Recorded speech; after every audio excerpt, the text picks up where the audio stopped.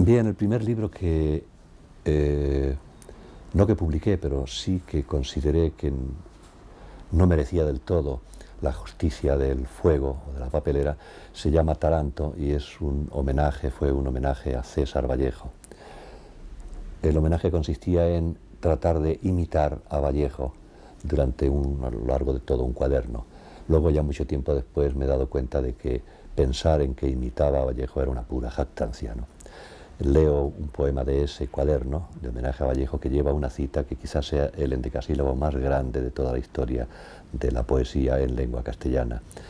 Dice: murió mi eternidad y estoy velándola, que es lo que hacemos todos cuando dejamos de ser niños y eternos.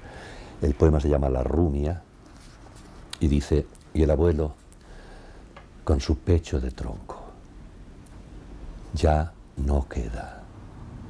Desde mañana no he dejado de memorar el sol aquel, la piara veintenaria, su balido volviendo el cuello, el generoso macho que peleaba hasta sangrarle la testuz, filósofo cabrío. El regreso por caminos de polvo color de uva hacia casa, donde la puerta se abría sola cuando sonábamos llegando. Ya no queda sino así de papel cuyas son nuestras lápidas en vida. En el establo, tibio hacia adentro, hacia el olor, familiar y enigmático, padre ordeñaba, depositando con unción un puñado de hieros junto al hocico de las más lecheras que mimábamos, venturosos todos y ellas. Después, vendimiadas todas las ubres, comulgado el cubo hasta el borde, pátina colmada, padre se recuesta fumando contra un saco de pulpa y, semicerrado de ojos dentro de su historia, escucha la rumia de los queridos animales.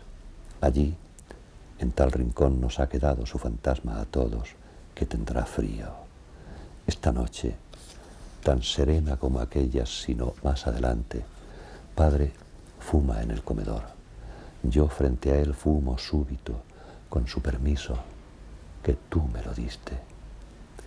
¿Y qué no diera por mostrarle al viejo una almorzada de hieros sobre la mesa, para que sepa que aquel grano quedóseme en el alma y para que me mire, haciendo memoria, a punto de sombríos mientras fumamos hoy, a las 12?